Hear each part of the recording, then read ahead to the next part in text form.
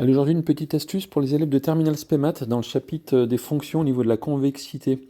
Si on vous demande par exemple quelle courbe représente une primitive ou bien la dérivée, ou qu'est-ce qui se passe si jamais la dérivée seconde elle est négative, qu'est-ce qu'on peut en déduire, ou si la dérivée elle est croissante, voilà, etc., etc. Donc première façon de faire, c'est d'aller voir votre cours dans le livre ou d'aller demander à ChatGPT. Le problème, c'est qu'il va juste vous sortir la définition. Voilà, si une fonction est concave, par exemple ici, f' est décroissante ou f seconde est négative. Oui, c'est bien gentil, mais si on ne sait pas que f est concave, par exemple, si on sait que f est négative, ou bien si on sait par exemple qu'une primitive est croissante, qu'est-ce qu'on peut en déduire sur la dérivée seconde, sur la dérivée? Eh bien ça, c'est pas ChatGPT qui va vous l'apprendre. Je vous montre l'astuce. Dans cette appli Kismet, l'avantage c'est qu'on apprend rapidement pas mal de choses sans perdre son temps. Ça laisse du temps pour bosser également les autres matières et ça vous évitera de bloquer en maths parce que je vois pas l'intérêt de réviser en bloquant en maths. Ça, j'ai pas compris le principe. Voilà, c'est ici. Si on a plusieurs fonctions, on doit savoir laquelle est la primitive, laquelle est la dérivée, ou si la dérivée elle est croissante, qui fait quoi. On se retrouve sur cette page avec le tableau et l'échelle qui est en dessous. Vous voyez, l'échelle, on peut la faire glisser vers la gauche, vers la droite.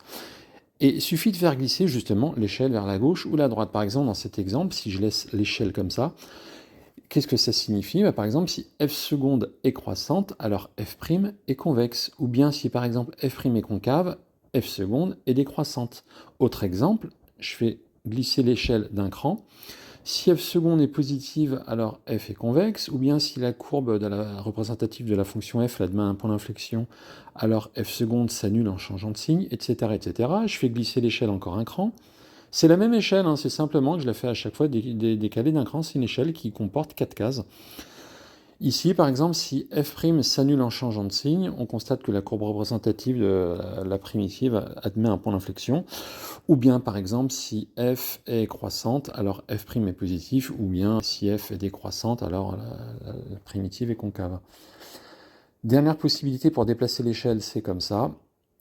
Si f est négative, alors grand F est décroissante, ou alors, autre exemple, si grand F est croissante, alors f est positive. Et voilà, ça vous permettra de répondre à toutes ces questions sans perdre votre temps, de comprendre le lien entre chaque notion plutôt que d'apprendre des définitions par cœur qui sont ingérables à apprendre. Et surtout, vous allez gagner du temps en révisant. Et ça vous permettra d'avoir une révision rentable et surtout de dégager également du temps pour les autres matières parce qu'il n'y a pas que les maths dans la vie, même si on a choisi SPEMAT.